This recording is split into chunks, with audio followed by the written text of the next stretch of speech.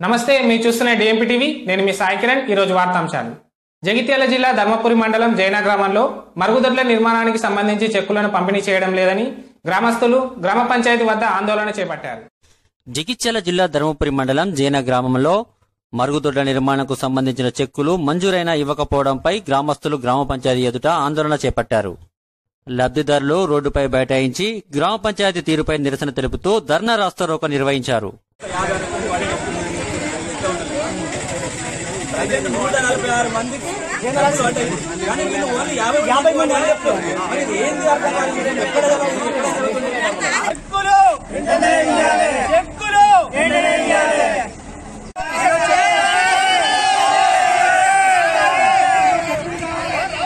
ఈ సందర్భంగా వార్డు సభ్యులు లబ్ధిదారులు మాట్లాడుతూ మంత్రి కొప్లేశ్వర్ అభివృద్ధి పేరిట నిధులు మంజూరు చేస్తే అభివృద్ధి పనులు జరగట్లేదని, విడుదలైన మరుగుదొడ్లకు సంబంధించిన చెక్కులను పంపిణీ చేయకపోవడంపై కారణమేంటని ఈ సందర్భంగా ప్రశ్నించారు.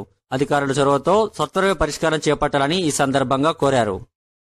మా గౌరవ మంత్రివర్యులు మా కుప్పల ఈశ్వరన్న గారు మా జైన అభివృద్ధి కోసం ఎన్నో పనులు ఇచ్చడం జరిగింది. కానీ ఒక్క పని కూడా వీళ్ళు సెక్రటరీ గారు సర్పంచ్ గారు సక్రమంగా నిర్వహించడం లేదు. మా అందరికి కూడా ఈ ఎన్ఆర్ఈఎస్ కింద 10 లక్షల రూపాయలు వస్తే అవి క్యాన్సిల్ అయిపోయిన పని చేయలేదు. ఎస్డీఎఫ్ కింద 10 లక్షలు వచ్చిన అవి పని చేయడం లేదు. డిఎంఎఫ్టీ కింద సుమారు 20 లక్షల రూపాయలు మా జైన గ్రామ పంచాయతీ అభివృద్ధి కోసం మంత్రివర్యులు ఎంతో అద్భుతంగా మీరు పని చేసుకోండి, మీ ఊరును డెవలప్ చేయాలని చేస్తే ఆ పనులు కూడా చేయడం లేదు. ఒక చెట్టు బుట్ట లేదు, ఒక చెట్టు లేదు, ఒక చెట్టు జైన గ్రామంలో ఒక చెట్టు లేదు, ఒక బుట్ట లేదు. ఉన్నాయని గ్రామ పంచాయతీలో చెట్టు బుట్టలన్నీ గ్రామ పంచాయతీలో ఉన్నాయి. కావాలంటే చూడండి, ఇప్పుడు పోయి వీడియో తీసుకోవచ్చు. ఇంత నిర్లక్ష్యం సెక్రటరీ పట్టించుకోవడం లేదు, మా సర్పంచ్ గారు పట్టించుకోవడం లేదు. మేము వార్డు నెంబర్లు అందరం ఎన్నిసార్లు పోయి మొత్తం పెట్టుకున్నా కానీ కొంచెం అభివృద్ధి చేయండి. నల్లా పట్టించుకోవడం లేడు, కరెంటు బుక్క పట్టించుకోవడం లేదు. ఇక్కడ ప్రజల తరఫున మేము ఎంత కొట్లాడతాం. అసలు వ్యక్తులు పట్టించుకోకపోతే మా వార్డు నెంబర్లు అందరం మేము ఏం చేయగలుగుతాం? మీ వార్డు నెంబర్లు లేరా, మీరు లేరా, మీరే చేసుకోవాలంటే మేము ఎట్లా చేయగలుగుతాం? ఉన్న అధికారం వాళ్ళ దగ్గర ఉన్నది.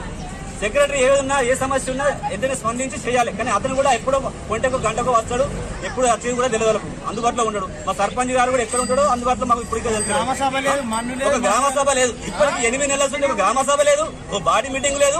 8 నెలలు అయిపోతుంది. ఇప్పటికి నూతన గ్రామ పంచాయతీ చట్టం ప్రకారం అయితే మరి ఏం చేస్తున్నా తెలియదు. కానీ ఇప్పటికి 8 నెలల నుండి మా గ్రామ పంచాయతీలో బాడీ మీటింగ్ లేదు, గ్రామ సభ లేదు, ఏది లేదు. ఎవరైతే ఈ సమస్యలు ప్రజలు గ్రామ సభ పెట్టే ప్రజల సమస్యలు ఏదో తెలిసేటి, గ్రామ సభ పెట్టలేదు, బాడీ మీటింగ్ పెట్టలేదు. మా వార్డు సభ్యులు మనం చర్చించుకుందాము, వార్డులో ఏవే సమస్యలు ఉన్నాయో మేము ముందు విన్నవించుకుంటే సెక్రటరీ గారు సర్పంచ్ గారు కంటే కనీసం ఆ బాడీ మీటింగ్ కూడా ఇప్పుడు 8 నెలల పెట్టలేదు. మరి ఎంత నిర్లక్ష్య ధోరణి ఇక్కడ మా జైన గ్రామంలో నడుస్తున్నది. కావున మా మంత్రి గారేమో మీరు అద్భుతంగా పనిచేసుకోండి అని చెప్పేసి గ్రామ పంచాయతీకి ఈ స్టేట్ ప్రభుత్వం తరఫున 4 లక్షలు 3 లక్షల రూపాయలు నెలలకు ఇస్తుండ్రు. మా జీపీలో మినిమం సుమారు 40 లక్షల రూపాయలు నిల్వ ఉన్నాయి. ఇప్పటికీ నిల్వ ఉన్నాయి, ఎలాంటి పని చేయడం లేదు.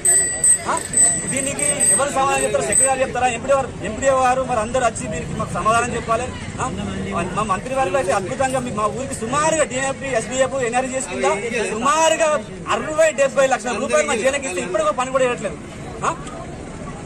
ఎందుకు చేయట్లేదో, వీళ్ళు ఇంత నిర్లక్ష్యం ఎందుకు వహిస్తున్నారో నాకు సమాధానం చెప్పాలి సెక్రటరీ గారు. వీళ్ళందరూ ఇప్పుడు ఎందుకు కూర్చున్నాడు ధర్నాకు? మాకు ఈ రోజు 53 మందికి చెక్కులు వచ్చినాయని చెప్పేసి ఒక 10 మందికి చెక్కులు మాత్రమే పంచడం జరిగింది. మిగతా 96 మందికి కూడా చెక్కులు వచ్చినాయి, డబ్బులు వచ్చినాయి. నేను ఎవిడెన్స్ మీకు ఇంతమంది చూపించాను.